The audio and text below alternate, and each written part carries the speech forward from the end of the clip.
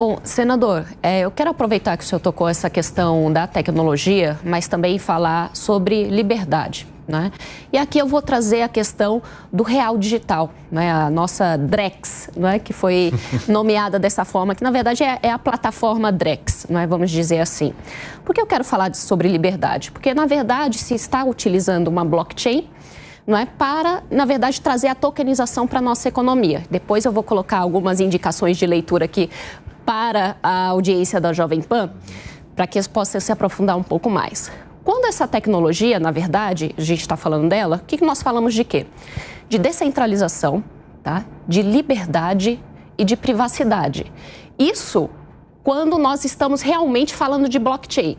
Agora, esta tecnologia sendo utilizada por uma entidade central, que é um governo, aí ela pode ser utilizada para instaurar ou dar força para o desenvolvimento de governos tirânicos. Por quê? Porque, basicamente, quando você tem essa tecnologia utilizada de um governo central e não descentralizado, não é? Os recursos de todas as pessoas, elas podem ser drenados, basicamente isso. Vou colocar aqui uma peça de ficção científica, tá? Digamos, né, que um determinado governo realizou um grande esquema de corrupção, um dos maiores do mundo, tá?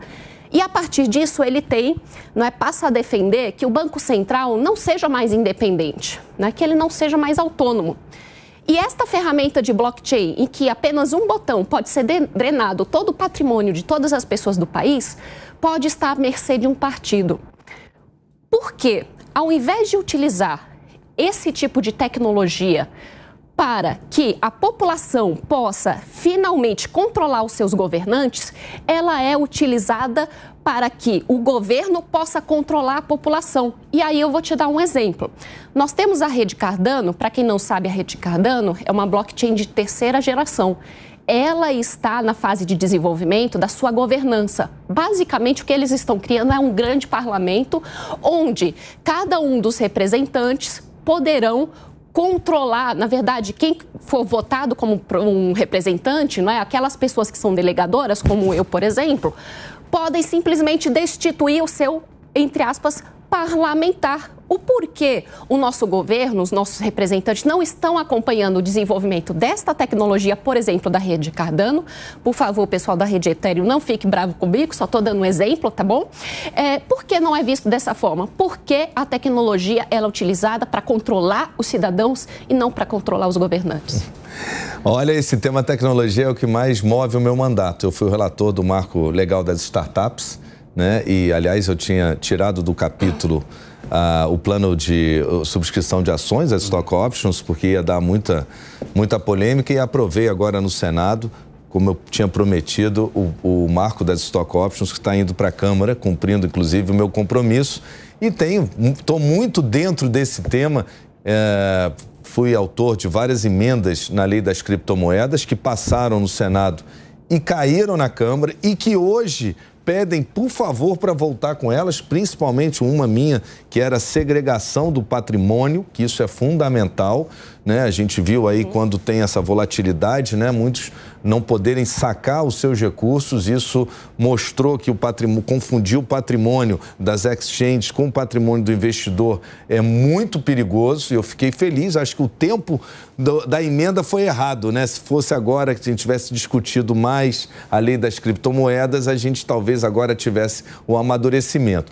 E com relação ao blockchain, e depois logo vou falar sobre o Drex, mas com relação ao blockchain eu tenho sido um dos maiores incentivadores, porque como gestor público, a tecnologia blockchain será transformadora, ela vai aproximar, né, o cidadão dos serviços do Estado, do governo. Muitos dizem, minha prefeitura, lá no Rio mesmo, minha prefeitura é 100% digital. Não, não é. Você já usa sistemas, mas o futuro é a blockchain. Quando a gente fala do voto impresso, pode falar? Pode, né? Não. Desculpa, gente, porque um repórter perguntou outro dia numa entrevista, falou, só não vai falar de voto impresso. Mas eu vou falar, por favor, de uma outra maneira. A gente pode falar isso através do uso de tecnologias e a blockchain pode ajudar muito no processo eleitoral, justamente pela descentralização. Aí sim, diferente do que acontece hoje, onde os dados são centralizados de uma eleição e que gera desconfiança. Apenas para dizer que esses assuntos, a tecnologia permite sim que a gente discuta, e a gente tem que discutir, porque a gente vive a era digital e a tecnologia está ou estará dentro das nossas vidas, queiramos ou não, não adianta resistir. Eu estive agora no Rio de Janeiro, no Blockchain Rio, inclusive abri o evento, um evento fantástico, em que ficou ainda mais exposto, mais claro, o quanto a tecnologia blockchain pode ajudar governos, né, prefeituras, estados. Com relação ao DRE, eu sou um grande incentivador. Por quê? É uma moeda digital que foi desenvolvida, inclusive, no governo passado, né? Ela vai ser implementada agora, mas ela vem sendo desenvolvida no governo passado. Eu vejo o Drexler como uma moeda que vai permitir maior transparência nas relações públicas. Por exemplo, se eu mando um recurso para a saúde e a gente passa a usar o real digital para esse encaminhamento, eu tenho como acompanhar que aquele recurso que entrou no fundo de saúde de um município foi usado imediatamente para aquilo que eu destinei. Que a gente sabe que às vezes a gente manda, o município trava o recurso, usa para outras coisas e demora para executar. Mas isso já está previsto ou é só uma vontade do senhor ou essa tecnologia vai ser utilizada só para controlar os nossos bens? Eu não gosto nunca de impor. Eu não gosto nunca de impor nada, né? O senhor acredita num controle de bens? Porque isso me trouxe uma questão muito interessante, né? A Dani ela está sendo bem incisiva nesse fato, até nessa peça, né, por enquanto, de ficção que ela trouxe, de se drenar. O senhor acredita realmente ainda hoje numa possibilidade de drenagem de plataforma Dani, que deveria ser descentralizada, mas poderia ser centralizada na mão de alguém? Não, eu não acredito.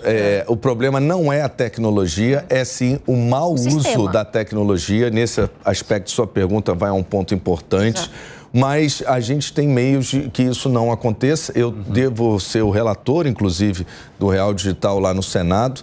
E aí, voltando à sua primeira colocação, eu resisto a impor as coisas, eu gosto de alternativas. Você pegar lá a Sociedade Anônima do Futebol, você vai ver que ninguém virou empresa da noite para o dia. Se você quiser, você vira.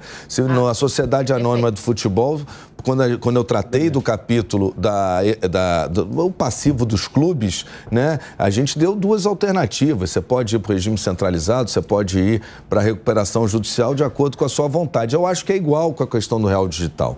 É importante, sim, que a gente possa prever que nas relações públicas ele poderá ser utilizado porque ele dá mais segurança e mais transparência. Com certeza. Agora, ele não pode ser a única moeda, que aí é que entra o que você colocou.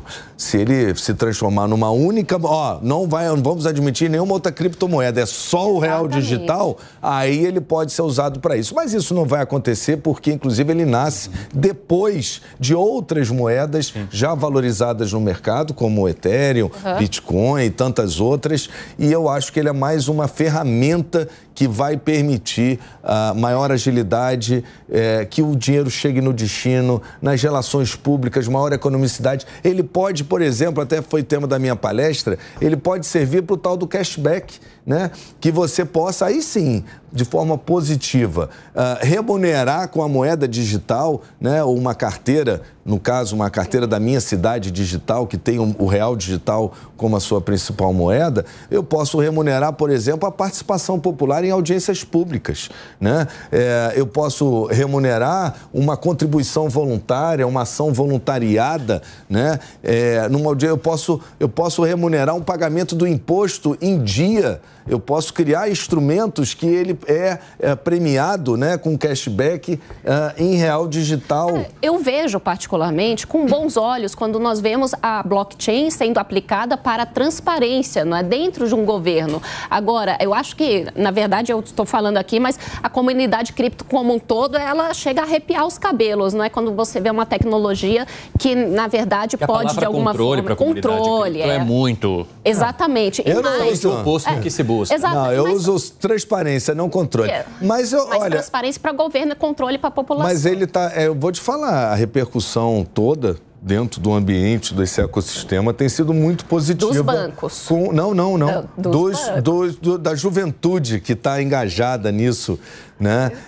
Eu vejo, assim, os seminários que eu tenho participado... Senador, as pessoas comunidade cripto, depois vão lá no Twitter do senador para falar sobre o que vocês acham sobre isso. Pode falar e não se preocupe que